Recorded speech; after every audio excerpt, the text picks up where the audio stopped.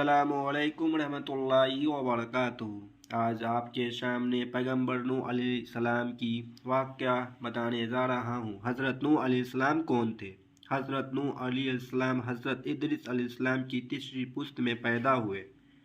हज़रत नूह अलैहिस्सलाम और हज़रत आदम अलैहिस्सलाम के बीच 1350 साल का ज़माना बयान किया जाता है। कुरान शरीफ में आपका नाम 41 जगह आया है। हज़रत नूह अलैहिस्सलाम ने सबसे पहले अल्लाह के हुक्म के मुताबिक अपनी उम्मत के लिए नमाज के वक्त पक्का किया। नूह अलैहिस्सलाम की कौम दावत तबलीग की और कौम की नाफरमानी। हज़रत नूह अलैहिस्सलाम के नबी बनाए जाने से पहले तमाम कौम अल्लाह की तौहीद और सही मजहबी रोशनी से पूरी तरह अनजान बन चुकी थी और हकीकी माबूद की जगह खुद के गड्ढे हुए बूतों ने ले ली थी। गैरुल्लाह और बूतों की पूजा उनका शियार था। आखिरी अल्लाह की सुन्नत के मुताबिक उनकी रसूद व हिदायत के लिए भी उन ही में से एक हादी और अल्लाह के सच्चे रसूल नूह अलैहिस्सलाम को मबूस किया गया। हज़रत नूह अलैहिस्सलाम ने अपनी कौम को राह हक़ की तरफ पुकारा और सच्चे मज़हब की दावत दी, लेकिन कौम ने ना माना और नफ़रत व हिकारत के साथ इनकार किया। कौम के अमीरों और सरदारों ने उनके झुटलाने और उन्हें जलील करने का कोई पहलू न छोड़ा और उनके अमीर और सरदारों के मानने वालों ने उन्हीं के पैरवी के सबूत में हर किस्म की तौहीन तरीक़ों को हज़रत नूह अलैहिस्सलाम पर आजमाया। उन्होंने इस बात पर ताज्जुब ज़ाहिर किया कि जिसको न हम पर धन दौलत में बढ़तरी हासिल है और न वह इंसानियत के रुतबे से बुलंद फरिश्ते के हैकल है, उसको क्या हक़ है कि वो हमारा पेशवा बने और हम उसके हुक्मों को माने। ये कौम के गरीब और कमज़ोर लोगों को जब हज़रत नूह अलैहिस्सलाम के पीछे चलने वाले और पैरवी करने वाले देखते तो घमंड भरे अंदाज में जलील समझ कर कहते, हम इनकी तरह है कि तेरी फरमान पर चलने लगे और तुझको अपना सरदार मान ले।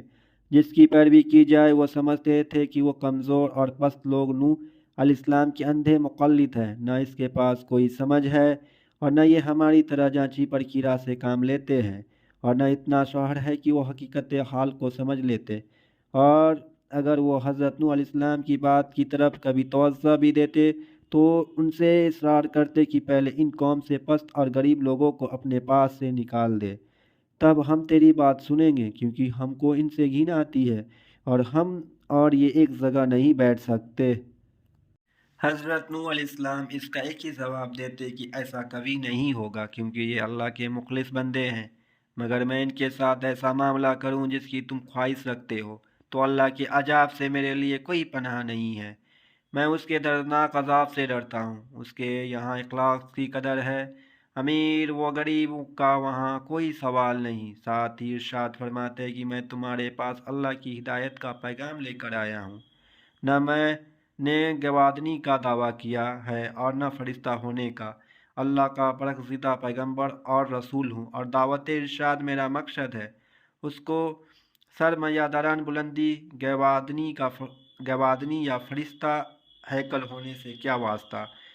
कौम के ये कमज़ोर और गरीब लोग जो अल्लाह पर सच्चे दिल से ईमान लाए हैं तुम्हारी निगाह में इसलिए हकीर व जलील है कि वो तुम्हारी तरह धन दौलत वाले नहीं हैं, और इसलिए तुम्हारे ख्याल में ये न खैर हासिल कर सकते हैं और न शहादत, क्योंकि ये दोनों चीज़ दौलत व हशमत के साथ है, न कि गरीब और इखलास के साथ।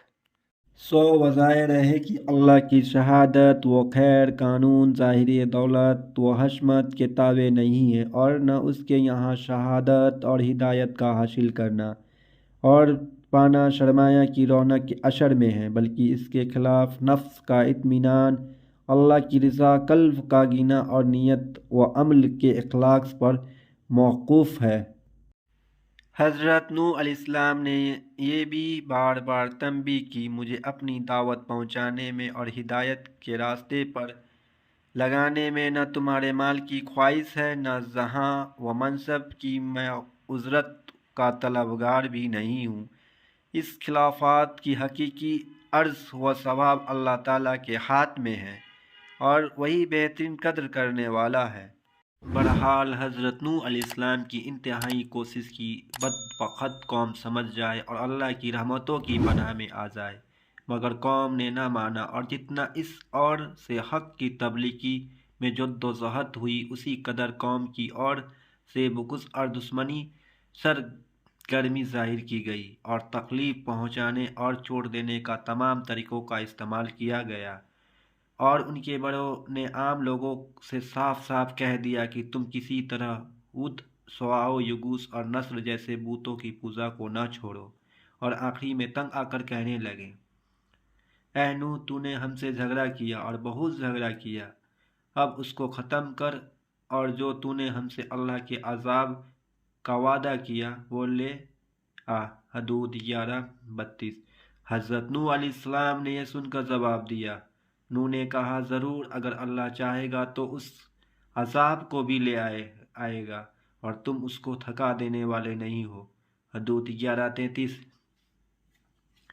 اسی طرح جب قوم کی ہدایت سے پہلے حضرت نوح علیہ السلام کی بالکل مایوس ہو گئے اور اسی باطلی پرستی، جد اور حد دھرمی ان پر وضع ہو گئی اور قرآن کے مطابق 9.5 سال تک برابر کی جا رہی دعوت و تبلیغ کا ان پر کوئی اثر نہیں دیکھا گیا تو بہت زیادہ ملول اور پریشان خاطر ہوئے۔ تب اللہ تعالیٰ نے ان کو تسلی کے لیے فرمایا، اور نوح پر وحی کی گئی جو ایمان لے آئے وہ لے آئے، اب ان میں سے کوئی ایمان لانے والا نہیں ہے، بس ان کی حرکتوں پر غم نہ کر۔ حدود 11:33۔